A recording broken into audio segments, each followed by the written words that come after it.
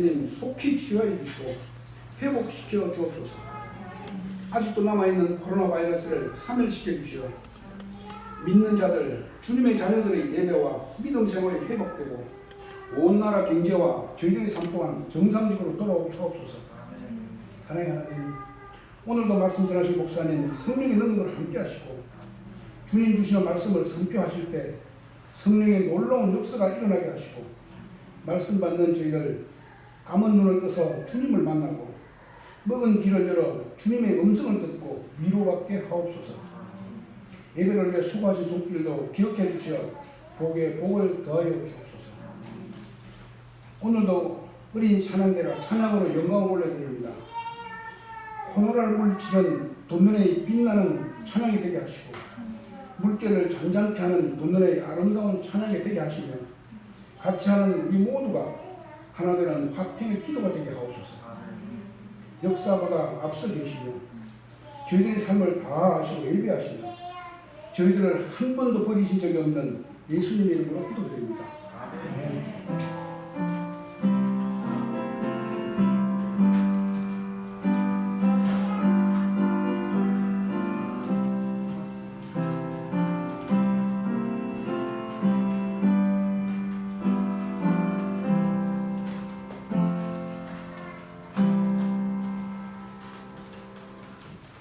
전학교 찬양대 찬양이 있겠습니다.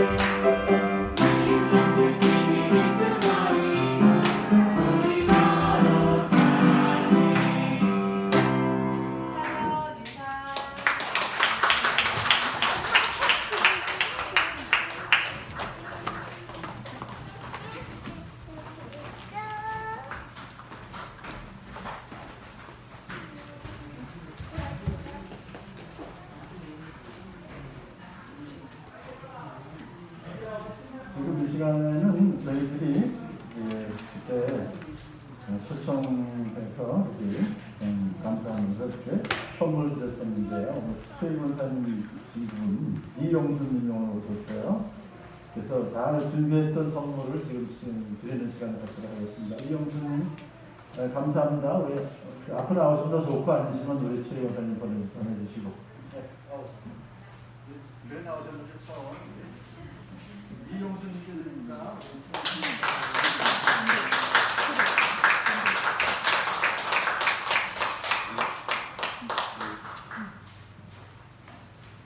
하는 말씀을 해보겠습니다.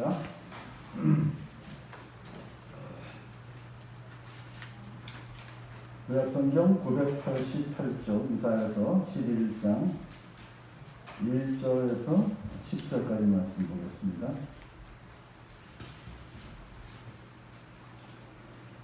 구약성경 988쪽 이사야서 11장 1절부터 한 절씩 10절까지 읽을 것입니다. 이새 줄기에서 한 싹이 나며 그 뿌리에서 한 가지가 자라서 열매를 맺는다.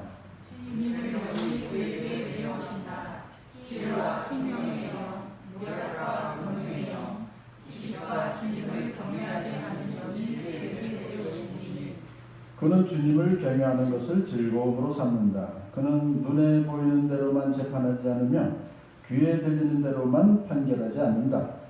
가난한 사람들을 의리로 재판하고 세상에서 억 있는 사람들을 바르게 분별한다. 그가 하는 말이 잔인한 자를 치고 그가 예민한 성도는 사악한 자들의 사랑을 청한다. 그는 정의로 허리를 동여매고 성실로 그의 몸에 띠를 삼는다. 그때는 이들과 어린 날과 함께 살며 그 어린 새끼 염소와 함께 누우며 송아지와 새끼 사자와 살찐 짐승이 함께 풀을 들고 어린 아이가 그 뿔을 들고 다닌다.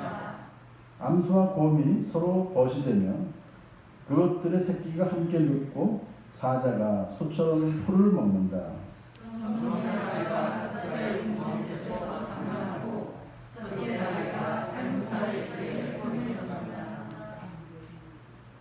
나의 거룩한 산 모든 곳에서 서로 해치거나 파괴하는 일이 없다. 물이 바다를 채우듯 주님을 아는 지식이 땅에 가득하기 때문이다. 보면 이스라엘 뿌리에서 한 쌀이 나서 만민의 깃발로 세워질 것이며 민족들이 그를 찾아 모여들어서 그가 있는 곳이 영광스럽게 될 것이다. 아멘. 사랑하는 아버지 하나님 참 감사합니다. 오늘 복된 날 저희를 하나님 전으로 불러주시고 특별히 용수님을 또한 함께 같이 하나님께 온전히 예배 드릴 수 있는 복된 시간을 주신 것을 감사를 드립니다. 이 시간 하나님께서 주신 이 말씀이 저희 생명의 근원이 되게 하여 주시옵시고 이 더욱 무더운 여름에 생수가 되게 하여 주시옵소서. 예수님의 이름으로 기도드립니다. 아멘. 아주 유명한 이사야서 우리가 가장 대표적인 그 기절을 찾으라면 우리가 읽었던 바로 그 내용이죠. 왜냐하면 예수님이 탄생하시기 약 730년 전에 예수님이 오신다는 예언의 말씀을 이렇게 잘 해주셨기 때문이죠.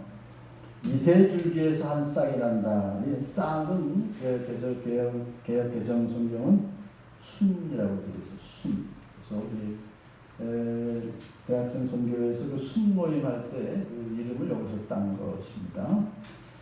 이세 줄기에서 한 싹이 난다. 그러니까 여러분이 무슨 생각을 해요? 아, 이세는 누구 아버지죠? 다윗 아버지네요.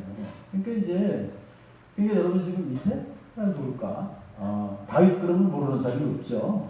다윗 왕의 자손이다 이거 아니에요? 그 줄기에서 싹이 난다 그랬으니까. 그러니까 다윗 왕이라고 하면 쉽게 알아들을 텐데 왜 이세 줄기에서 한 싹이 난다 그랬을까? 생각을 해보면요. 이세라는 이름을 우리가 잘 모르듯이 이세는 사실은 유명하지 않은 사람이죠. 그러니까 농사 짓는 평범한 별로 내세울 곳이 없는 그런 사람입니다. 그런데 메시아가 바로 그런 분에서 나온다. 이렇게 이제 어떤 그 의미를 그 안에 갖고 있는 것입니다. 다시 말하면 메시아가 오실 때 뭐 왕의 자손이나 뭐 빵빠레 상당히 유명한 누구다 뭐 이런 다 할 정도가 아니라 이름도 없는 저 갈릴리의 촌동네 나사렛에서 무슨 선한 것이 나올 수 있겠냐 그렇게 사람들한테 조롱을 받고 있는 거기 출신이다 이거예요. 그러니까 그만큼 메시아가 오시는 곳은 정말 참 비천한 그런 곳에서 오실 것이다 라는 것을 예언했다는 거예요.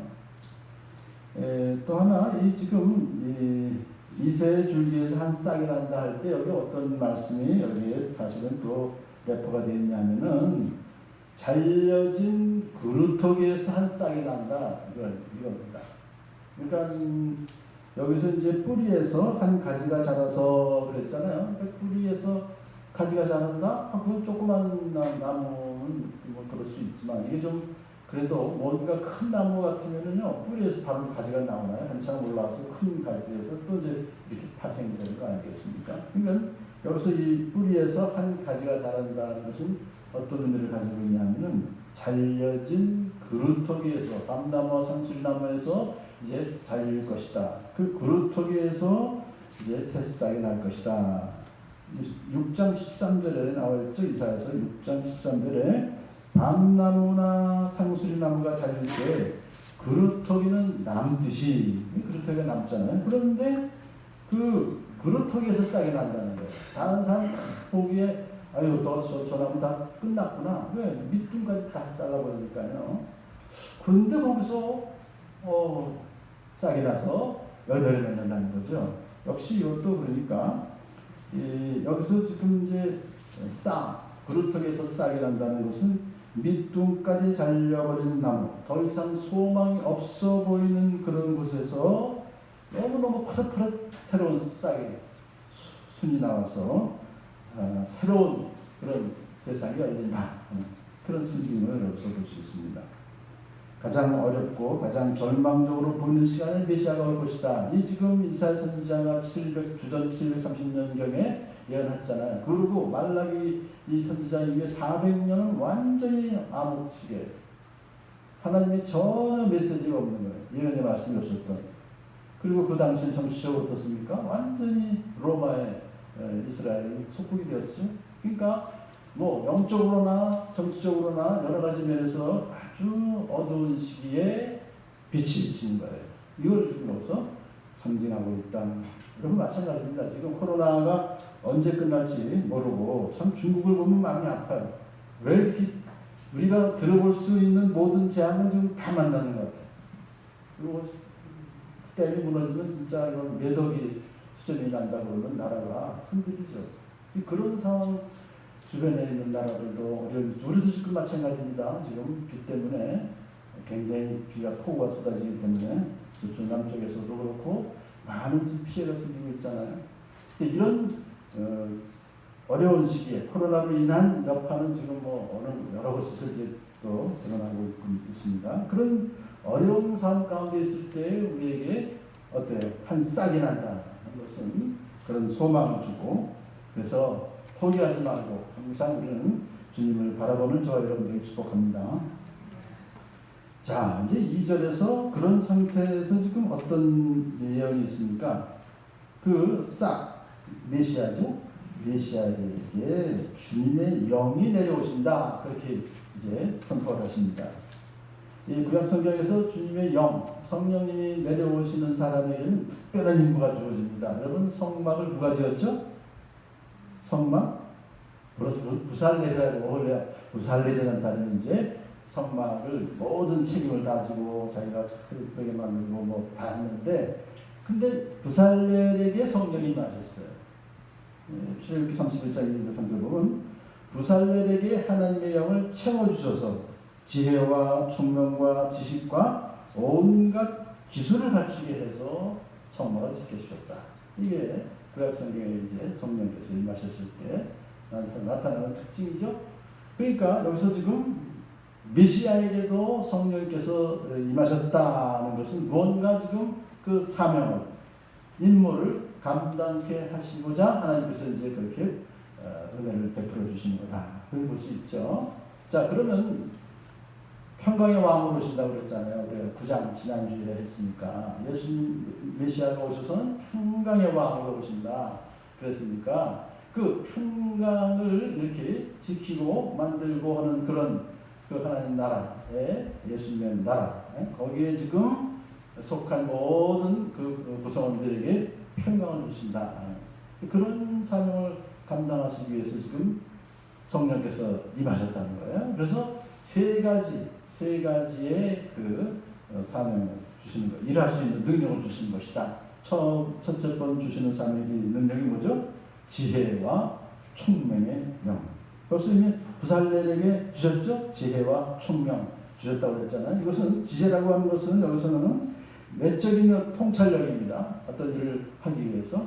또 총명이라는 것은 내적인 그런 또 통찰력이에요. 그러니까 어떤 문제를 아주 깊이 볼 수 있는 내적인 그 능력을 말해요. 외적인 능력과 내적인 능력을 주셔서 그 맡겨진 임무를 잘 수행할 수 있도록 해주시는데, 어때요?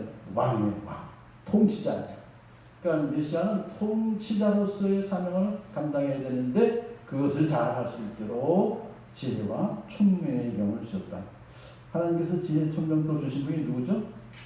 여러분, 솔로몬이 하나님께 구했더니 하나님께서 부귀영화를 보는 게 아니라 우리 많은 이 백성들을 어떻게 제가 잘 재판할 수 있습니까? 하더니 하나님께서 지혜와 총명을 주셨어요. 그러니까 그런 것을 여기서는 하나님께서 솔로몬에게 말씀하시고 이제 나는 내 말대로 내게 지혜롭고 총명한 마음을 주노라 그러셨거든요.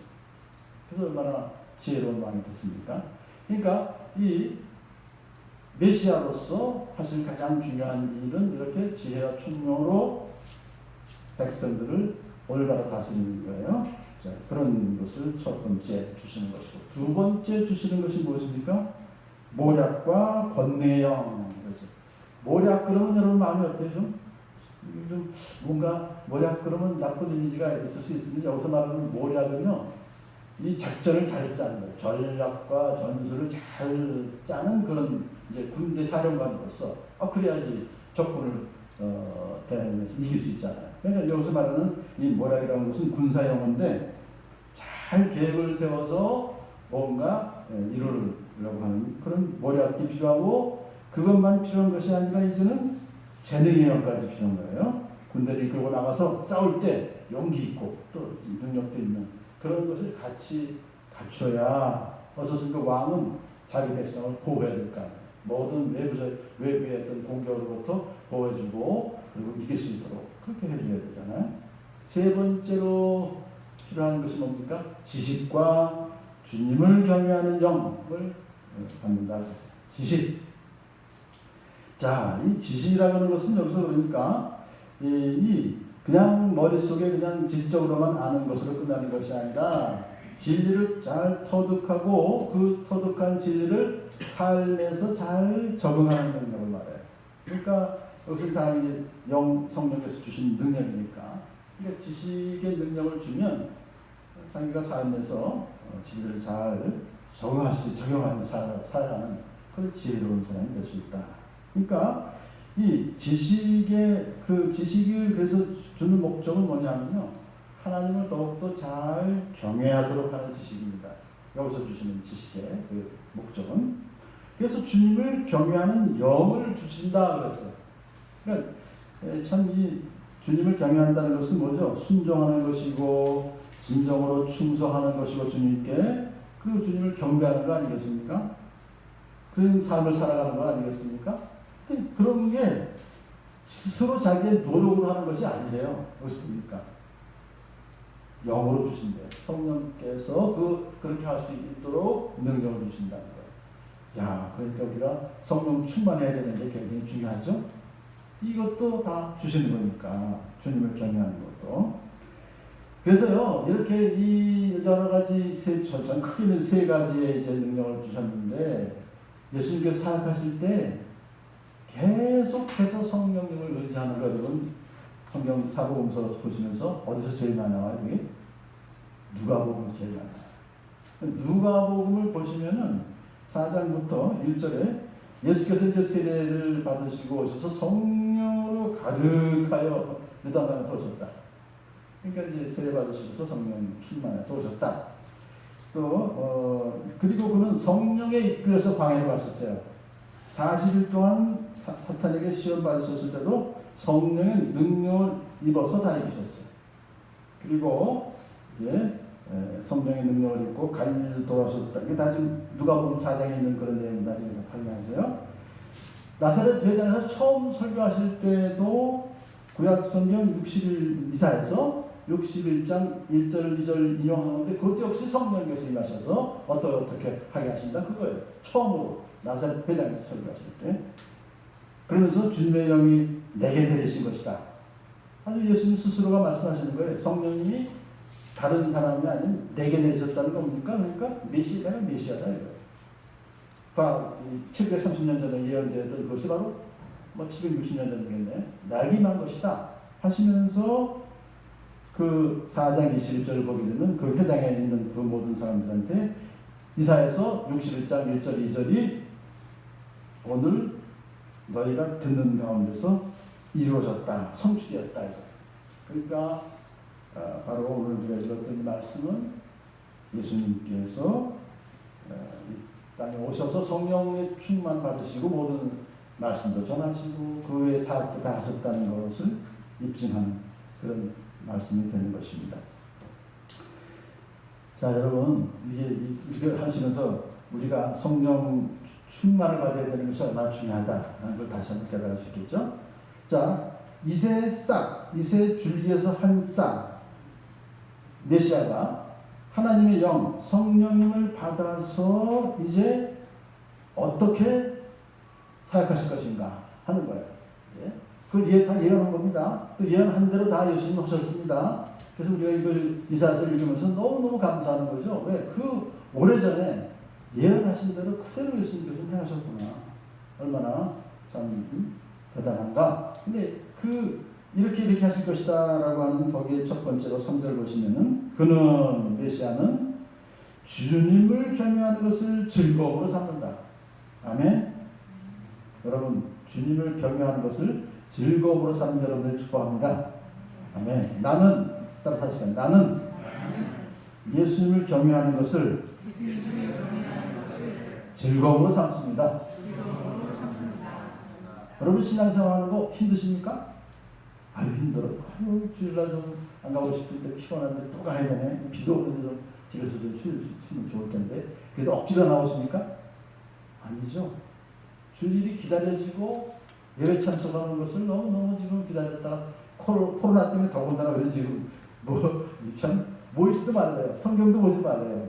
참 그런 걸 구체적으로 해가지고 지금 제가 일단 기도 제목 좀 같이 나누겠습니다. 다 보내드렸죠. 거기 나와요 그런 게. 그럼에도 불구하고 이렇게 나와서 예배를 드리시는 이유가 뭡니까? 주님을 즐거워하니까, 하나님을 즐거워하니까, 경외하는 것을 즐거움으로 삼는 것이 기쁘니까 그런 거예요. 그래서 우리가 이제 성령님께서 우리와 함께 하셔서 오늘도 우리는 즐겁게 예배당에 왔어요. 그래서 예배 드리는 것입니다. 자, 이건 수직적인 관계고요. 그 다음에 이제 수평적인 관계, 하나님, 예수님도 메시아 그리스도도 하나님을 항상 아버지 하나님을 즐거워했잖아요. 항상 말씀에 따르고, 그리고 나는 아버지께서 하라고 말씀하신 것만 난 얘기한다. 그렇게 말씀하셨잖아요. 자, 그 다음에 이제 수평적 관계라고 말하는 인간과 인간관계에서 어떻게 그러면 메시아가 사역을 하셨을까요? 거기 보시면 이제 그는 눈에 보이는 대로만 재판하지 않으며 귀에 들리는 대로만 판결하지 않는다 그랬어요. 그러니까 메시아가 평강의 왕으로 오셔서 하나님 나라의 이제 왕의 사역하시니까 어때요? 그 안에 있는 그 모든 그런 소속된 사람들에게는 재판하실 때 눈에 보이는 대로만 하지 않고 귀에 들리는 대로만 하지 않는다는 것은 뭡니까? 사람의 말과 어떤 현상에만 현혹되지 않고 어떤 사건이 있을 때 그 안에 숨겨져 있는 것 모든 것을 다 하나님께서 성령께서 가르쳐 주심으로 신중하게 올바로 판단할 수 있게 된다. 그렇기 때문에 4절에서 가난한 사람들을 공의로 재판하고 세상에서 억눌린 사람들을 바르게 논지한다. 아멘. 여러분 이거 참 중요한 말씀입니다. 가난한 사람들을 어때요? 성취해주면 그게 옳은 겁니까? 가난하다고 해서 아니거든요. 그러니까 이것은 법이라고 하는 것은 가난하든 부자이든 그 법의 잣대에 그대로 그냥 적용해야지 누구라고 특별히 봐주고 누구라고 특별히 안 봐주고 그러면 안 된다 이거죠. 그러니까 가난한 사람들을 공의로 재판한다는 것은 뭡니까? 그 또 억눌린 사람들을 바르게 논지한다. 이것은 억눌렸으면 봐줘야지. 그게 아니에요. 공정하게 재판하고 바르게 논지하는 모든 과정을 가난한 사람이나 가난하지 않은 사람이나 관계없이 모두 다 그런 기준에 의해서 재판하고 그러면 누가 그렇게 공정하게 재판하면 누가 더 좋을까요? 세상에서 권력이 있거나 뭐든 좀 빽도 있는 사람이 더 유리할까요? 아니면 그런 거 아무것도 없는 사람이 유리할까요? 당연히 아무것도 없는 사람이 더 유리하죠. 왜냐하면 봐주지 보통 봐준다 그러면요 좀 있는 사람 봐준다 이렇게 볼 수가 있잖아요. 여기서 지금 우리가 볼 수 있는 것은 그런 거 저런 거 다 가난한 사람을 특별히 뭐 선처하지도 말고 공정하게만 재판해주면 사실은 가난한 사람을 보여주는 것이죠. 엉뚱한 사람을 보여주는 것이죠. 그런 사역을 감당하십니다. 공평한 재판을 받는 그런 우리 사회가 되길 간절히 소원합니다, 여러분. 참 제가 참 공정하지 않은 재판과 공정하지 않은 사법 여러 가지 행태를 보면서 마음이 너무너무 아파요. 그렇기 때문에 메시아가 통치하는 그런 그 사회에서는요, 약하고 소외된 사람들이 기뻐하게 되는 거예요. 당연히. 그리고 이제 더 나아가서 메시아는 이 말씀을 가지고 악한 세상을 내치세요. 이게 참 14절 하반절에 그가 하는 말은 몽둥이가 되어 잔인한 자를 치고 그가 내리는 선고는 사악한 자를 사형에 처합니다. 와, 이게 뭐 엄격하십니다.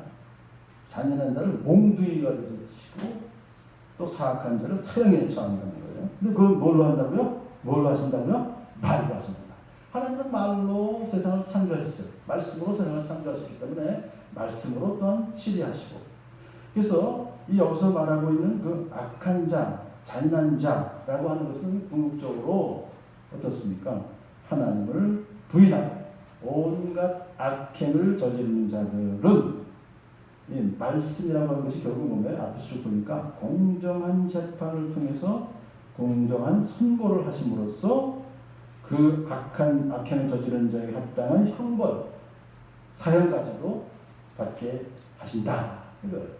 그러니까 이 사회가 얼마나 공정합니까? 얼마나 사람이 살만한 그런 사회가 되겠습니까?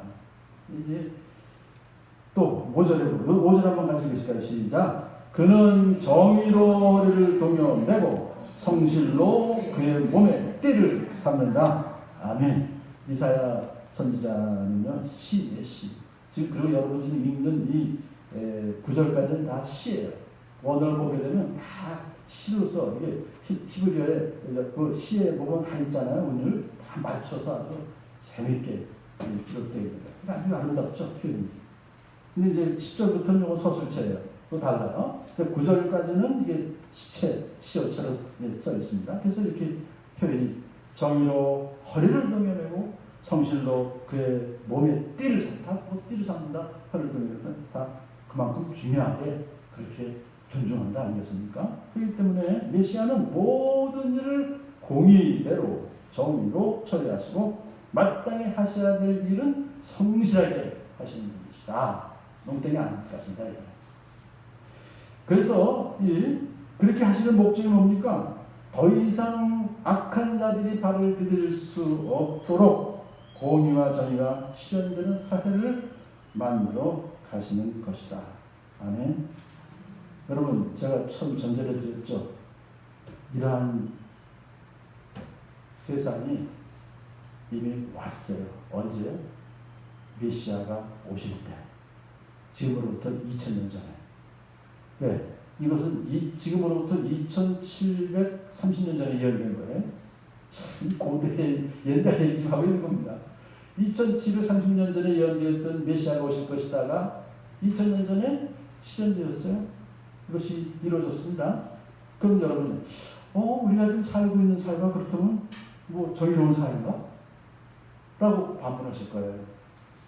거기에 대해서 좀 전체부터 말씀드리는데 한마디로 말씀드리면 예수님이 오심으로부터 사실상 그 전까지 있었던 모든 그런 어두움이 서서히 물러가고 빛이 비추는 그런 사회로 바뀌어져 있습니다. 하나님 나라가 임함으로. 그런데 하나님 나라가 전체적으로 다 이랬습니까? 아닙니다. 그것은 이루어지고 있고 예수님께서 재림하실 때 비로소 완성이 될 것입니다. 그럴 때 지금 우리가 예언되어진 이것이 부분적으로 이루어지고 있다. 이루어지고 나가고 있다. 그렇게 이제 이해하시면 돼요. 자, 그러면 이제 그 다음에 메시아가 통치하는 세상은 어떤 모습이 될 것인가? 여러분, 이게 지금 사실은 은유입니다. 비유입니다. 근데 이것도 꼭 비유는 아니에요. 자, 보세요. 6절부터 그때는 메시아가 통치하시는 때가 되면 그때는 이 이리가 어린 양과 함께 살며 포범이 새끼 염소와 함께 누우며 송아지와 새끼 사자와 살던 짐승이 함께 풀을 뜯고 어린아이가 그것들을 이끌고 다닌다. 아멘. 여러분 이거 뭐를 뜻해? 그런 사회가 지금 그런 사회가 왔습니까? 우리 여러분 보시기에 어림도 없죠. 어디 감히 지금 어린아이가 그것들을 이끌고 다닙니까? 말이 안 되는 거죠. 이리가 어린 양과 함께 살아요? 이리가 그냥 다 잡아먹지? 그런데 왜 이런 말씀이 이렇게 예언으로 되어 있을까요? 이제 상징하는 거죠. 뜻이 왼수지간이 없어진다는 거예요. 예수 메시아가 통치하는 그 나라. 원수 관계가 사라지게 되는 거예요. 잡아먹는 이리 표범 사자와 잡아먹히는 양, 염소, 송아지, 살진 짐승이 같이 뛰노니까는 장글, 그죠? 그 약육강식의 장글이 없어지는 거 아니에요? 원수가 없어지는 거예요. 이제 원래 이것을 또 우리가 이렇게 잘 아시죠? 하나님께서 설치 창조하셨을 때에 처음에 뭐 사람과 짐승에게 뭘 먹게 만드셨습니까? 허락하셨습니까?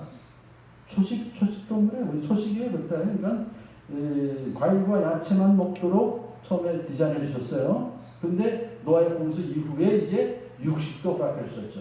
그 육식을 허락해 주니까 그때부터 이제 이 약육강식의 싸움이 벌어진 거고 이시가 어때요? 염소도 먹고 막 그럴 거예요. 그렇게 된 게 그 후의 사건입니다.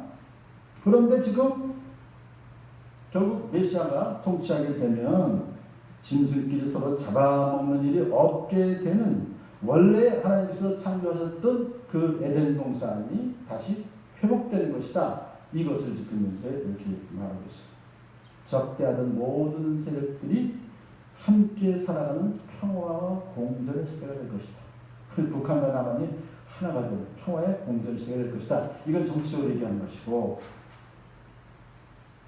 영적으로 보게 되면 이제 예수님께서 오셔서 바로 이러한 그 사회를 하나씩 만들어가고 계셨다고요. 자, 6절에 보게 되면요. 지금 쭉 나와 있는 여러 가지 보면서 마지막에 어린아이가 그것들을 이끌고 다닌다는 것은 어린아이들이 어때요? 지도력을 발휘하는 그런 이제 뭐 어린아이는 나이 먹으면 그것이 큰 차이가 없게 되는 그런 사회가 될 것이다 하는 것이죠. 자, 둘 번째로 또 이제 원수 관계가 첫 번째로 없어지고 두 번째는 창조 세계의 본질적인 변화가 올 것이다. 7절에 암소와 곰이 서로 보시되며 그것들의 새끼가 함께 눕고 사자가 소처럼 풀을 먹는다. 앞에 6절하고 뭐 큰 차이가 없는 그런 내용이지만 역시 이것이 결국은 세상이 완전히 지금과 같은 세상이 아니라 새로운 세상으로 이제 바뀌게 될 것이다. 곰이 암소를 왜 안 잡아먹어요? 맛있게 드시는데 안 잡아먹는단 말이에요. 같이 사자가 어떻게 풀 먹어요? 다시 풀 먹고 살게 해주신다는 거죠. 그렇게 함으로써 본질적인 변화가 오게 될 것이고 이제 세 번째로 8절이 참 중요해요. 8절 다 같이 한번 읽어보겠습니다. 시작. 젖먹는 아이가 독사의 구멍 곁에서 장난하고 젖된 선새 불에 손을 얹는다. 아멘. 독사, 살모사는 물면 그냥 죽습니다. 그런데 어때요? 그 구멍이요. 굴에 어린아이가, 젖먹는 아이가 손을 집어넣으면 죽어요, 살아요?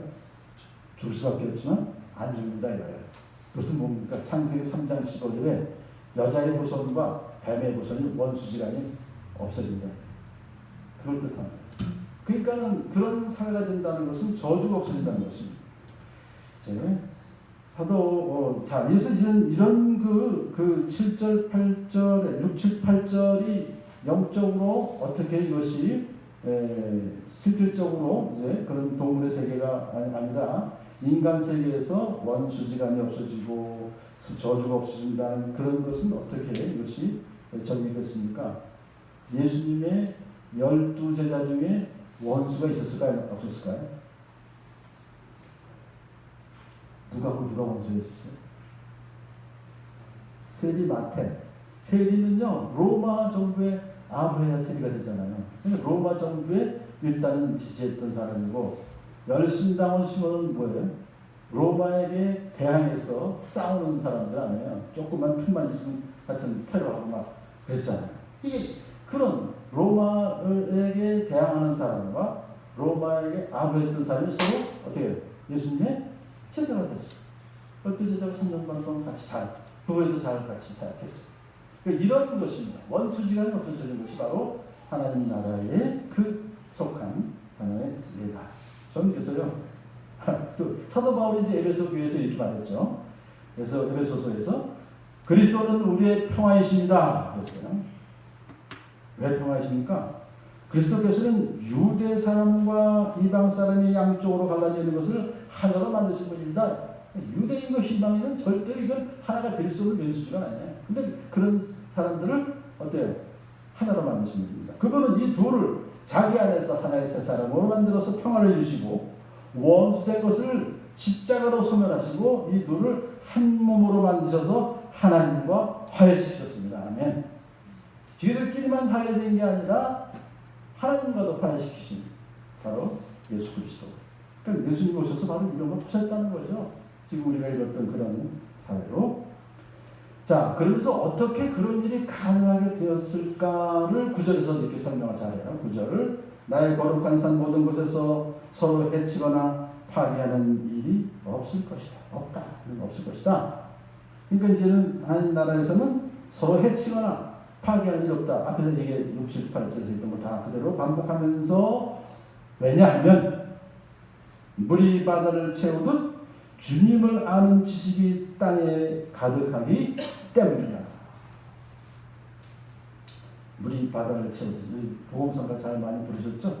자, 물이 바다를 채운다는 것은 굉장히 풍성하다는 거죠. 아주 풍성하게 주님을 아는 지식이 땅에 가득하기 때문에 이러이러한 그런 사회가 올 것이다. 자, 이 세상의 모든 문제는요, 그러니까 뭐가 되는 거예요? 하나님을 아는 지식이 없기 때문에 이런 세상에 문제가 생기는 것이죠. 그러니까 하나님을 아는 지식이 풍성해지면 원수관계나 저주관계나 그런 모든 것들이 다 사라지게 될 것이라는 것을 말씀하고 있습니다. 호세아서 4장 6절에 내 백성이 지식이 없어서 망하는구나. 하나님을 아는 지식을 말해요. 자, 여기서 하나님을 아는 지식이라고 하는 것은 창조주 하나님과 우리 모든 피조물과의 관계의 가장 기본적인 핵심이다. 그러니까 우리 피조물과 피조물 사이도 물론이지만 피조물과 창조주 하나님과의 형성되는 관계에 가장 중요한 것이 지식이다. 그럼 지식이 왜 이렇게 중요할까요? 여기서 지식은 그럼 내가 옛날에 학교 다닐 때 너 사진 다 외웠어? 콘센서라고 그랬어 예전에. 콘센서 갖고 다니면서 이걸 앞장 A 단어부터 뒤까지 다 외워버린 적이 있었어. 나 이거 다 외웠어. 다 씹어 먹었어. 대단했지. 그런 지식을 말하는 겁니까? 아니에요. 여기서 말하는 지식이라는 것은 결국 뭐냐면은 이것은 하나님의 사랑을 체험하고 하나님의 사랑을 실천하면서 이렇게 살아가는 삶 자체를 말합니다. 참 이게 여러분 지금 이제 우리가 일단 성경 말씀을 열심히 여러분이 공부하죠. 읽죠. 제가 매일 성경 제가 매일 월화수목금까지 이제 유튜브 찍어서 보내드리죠. 그 다음에 우리 교회가 지금 하는 일이 뭡니까? 또 단톡방에다가 지금 3세장대장씩 또 다 해서 이제 전환기 집사님 잘 하시다가 이제 다시 또 여장님도 왔죠. 그 다음에 또 우리 사랑방에서는 또 여기서 잠언 쓰기 운동을 시작했어요. 또 써요. 이러니까 지금 우리로서는 계속 성경 말씀을 가까이 하고 어떤 좀 있으면 시편 암송해야 돼요. 시편도 암송해요. 주일마다. 요 시편도 넘고 딴 것도 할 거예요. 왜 여러분 이렇게 우리가 말씀을 이렇게 열심히 합니까? 그것을 말씀을 그냥 지식으로 머리에 있으라는 얘기가 아니라 그 말씀을 실천하면서 살도록 이렇게 도와주는 거죠. 이렇게. 그러니까 그 말씀을 실천하는 그 말씀의 핵심이 뭡니까? 하나님 사랑, 이웃 사랑이에요. 결국 사랑이 모든 말씀의 핵심이죠. 그러니까 사랑이 성경을 깊이 알면 알수록 더욱 우리는 사랑하는 거예요. 그걸 체험하게 됩니다. 요한일서 4장 10절 사도 요한은요 죽을 때까지 맨날 만나면 사랑해. 누가 착취면 사랑하라. 그래서 사랑하는 사람은 다 하나님에게서 났고 하나님을 압니다. 여러분 따라서 사랑하는 사람은 하나님을 압니다. 그러니까 하나님을 아는 지식이라는 것은 결국 사랑, 하나님을 사랑하는 이웃 사랑을 되어 있습니다. 자, 그렇기 때문에 이제 메시아가 오게 되면 어떤 일이 벌어질 것인가 10절. 그날이 오면, 그래서 그날이 오면 메시아가 오는 날입니다. 이새의 뿌리에서 한 싹이 나서, 그건 아까도 얘기했죠. 다윗의 후손으로 오셔서 만민의 깃발로 세워질 것이며 그랬어요. 만민의 깃발로 세워질 것이다. 만민이 모두 깃발에는 다 볼 수 있도록 높이 들리는 거 아니겠습니까? 높이 들려서 다 만민이 볼 수 있도록. 그럼 어떤 거 생각하세요? 들려지는 것. 모든 사람이 볼 수 있게 하는 것. 아, 광야에서 불뱀 사건이 기억나죠. 막 불평하니까 하나님께서 뱀을 꺼내서 다 물어서 다 죽였어. 그런데 노뱀을 만들어서 그것을 달아 올렸어. 세웠어. 그랬더니 그걸 보기만 하면 다 사는 거예요. 노뱀 보기만 하면 다 살려주시는 거예요. 그게 누굽니까? 예수 그리스도. 메시아가 바로 들리는. 그것은 뭡니까? 골고다 언덕에 십자가에 들리시는 거예요. 그렇게 하면서 거기서 구원의 역사가 일어납니다. 그런 방법을 쓰고 그 다음에 민족들이 그를 찾아 모여들어서 그가 있는 것이 영광스럽게 될 것이다. 그럼 어떻게 이것이 이루어지고 있습니까? 로마서 15장 12절에서 이렇게 사도 바울이 이걸 그대로 인용했어요. 이새의 뿌리에서 싹이 나서 이방 사람을 다스릴 리가 일어날 것이니 이방 사람은 그에게 소망을 줄 것이다. 그랬어요. 그러니까 이게 로마서에서 이걸 그대로 인용할 때 70년을 인용할 때도 이렇게 됐습니다. 같은 뜻입니다. 자, 그렇다면 이제 메시아를 찾아서 민족들이 메시아가 있는 곳으로 모여들기 때문에 메시아가 계신 것이 영광스럽게 될 것이다. 그럼 메시아가 계신 것이 어디입니까? 교회의 머리가 누구죠? 예수 그리스도. 그러니까 교회예요. 지금 이 지구상에서 이 교회는 전 세계에 퍼져 있어요. 오늘 오시려고 했지만 다음 주에 오실 케냐, 참 우리 말라위, 그 다음에 가나, 앞에 우리 교회 주보 보시면 그 세 군데가 아프리카 지역이에요. 자, 그러니까 지금 이제 아프리카 마지막 남은 아프리카로 볼 수 있죠. 거기까지 교섭구석에 지금 선교사들이 가서 복음을 전해. 그런 거 보면서 아, 메시아가 계신 것이 바로 영광스럽게 될 것이다 라고 지금 이 말씀이 이루어지고 있습니다. 교회 안에는 민족과 언어가 다른 백성들로 가득 차게 될 것이다. 그래서 캐톨릭 철치에게 이게 소문자 캐톨릭이 아니라 대문자 캐톨릭입니다. 그러니까 다시 말하면 이 유니버셜 철치, 온 교회는 하나예요. 케냐에서도 또는 가나에서도 남한에서도 그 하나의 교회 안에 있는 지교회일 뿐이에요. 우리가. 그렇기 때문에 교회 안에는 민족과 언어가 다른 백성들로 가득 차게 될 것이다. 요한계시록 7장 9절 그 뒤에 내가 보니 아무도 그 수를 셀 수 없을 만큼 큰 무리가 있었습니다. 그들은 모든 민족과 종족과 백성과 언어에서 나온 사람들입니다. 아브라함이 약속하신 대로 땅에 사는 모든 민족이 너로 말미암아 복을 받을 것이다. 아브라함의 언약이 지금 이루어졌고 이루어지고 있는 것입니다. 기도하겠습니다.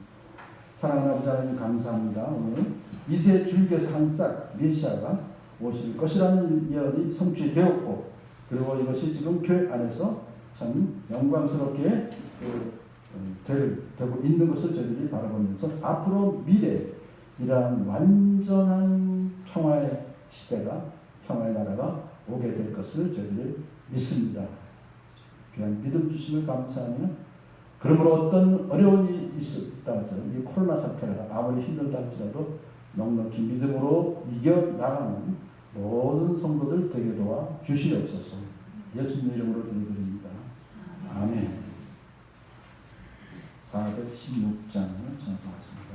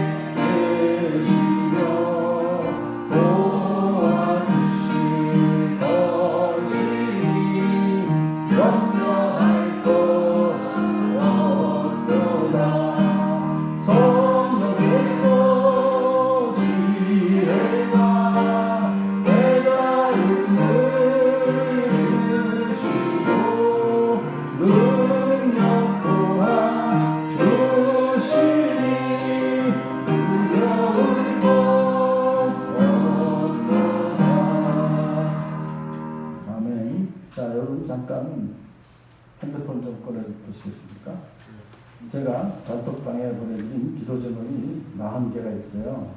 나라를 위한 다니엘 금식 기도인데 이것을 오늘 일단 같이 합심기도, 나라를 위해서 합심해서 기도하는 시간을 갖도록 하겠습니다. 그래서 처음 교수님 10개씩 이렇게 묶어서 보내드리는데 오늘은 첫 번째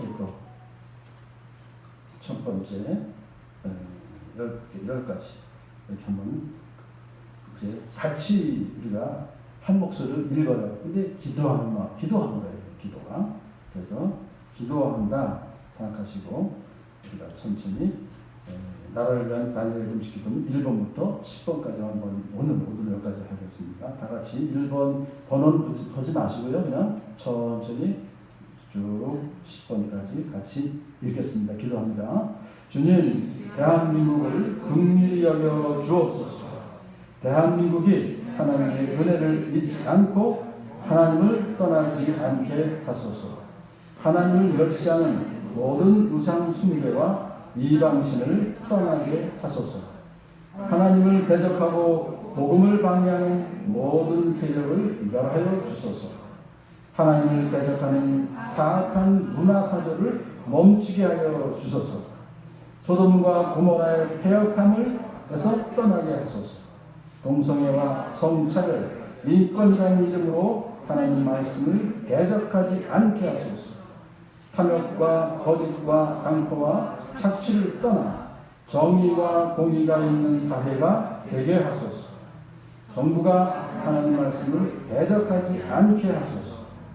포괄적 차별 금지법으로 복음을 위축시키고 하나님 나라 확장을 막는 악한 시도들이 끊어지게 하소서. 예수님의 이름으로 기도합니다. 아멘.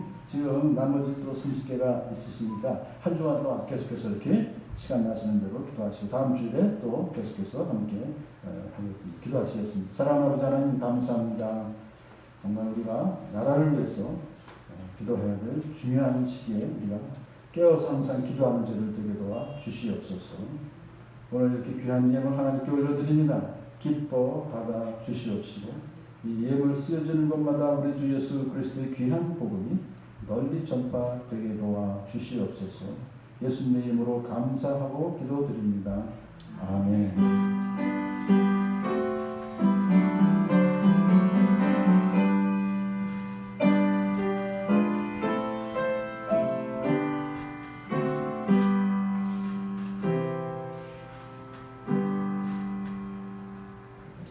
유사로 선교사님이 그래도 조금 회복은 됐습니다만 아직 사람을 조금 알아보긴 해요. 그래도 계속해서 기도해 주셔서 완전히 회복되시도록 기도 부탁드리고요. 다음 주에는 신야 선교사 가져오셔서 함께 참여하고 교제하도록 되겠습니다. 계속 우리 교회 앞에 이제 후원 선교기관이 있는데요. 평소에 항상 기도해 주시면 좋겠습니다. 자, 다 같이 자리에서 일어서십니다. 53장 함께 찬송하시고 마치겠습니다.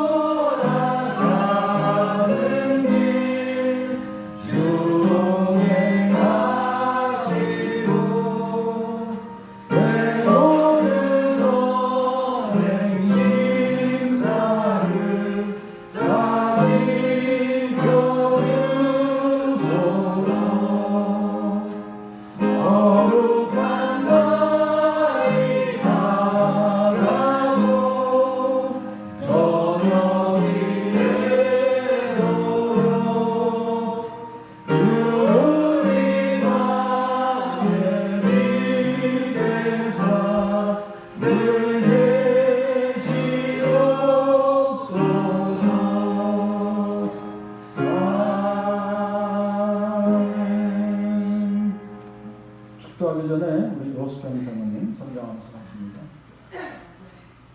복 있는 사람은 악인들의 꾀를 따르지 아니하며 죄인들의 길에 서지 아니하며 오만한 자들의 자리에 앉지 아니하고 오직 여호와의 율법을 즐거워하여 그의 율법을 주야로 묵상하는 자로다. 그는 시냇가에 심은 나무가 철을 따라 열매를 맺으며 그 잎사귀가 마르지 아니함 같으니 그가 하는 모든 일이 다 형통할 것이로다. 악인들은 그렇지 아니하며 오직 바람에 나는 겨와 같도다. 그러므로 악인들은 심판을 견디지 못하며 죄인들이 의인들의 모임에 들지 못하리로다.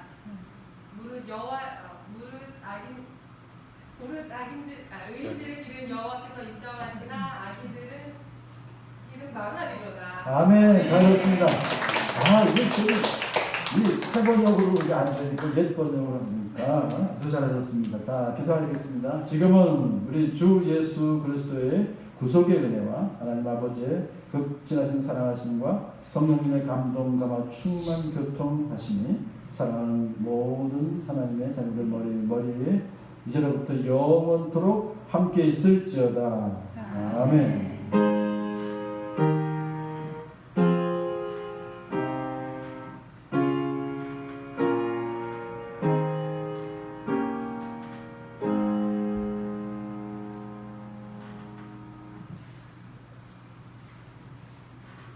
우리 4층이 이제 많이 잘 구비가 됐어요. 기도를 많이 해주시고 또 한 번도 안 보신 분들 올라가서 한번 또 기도도 해주시고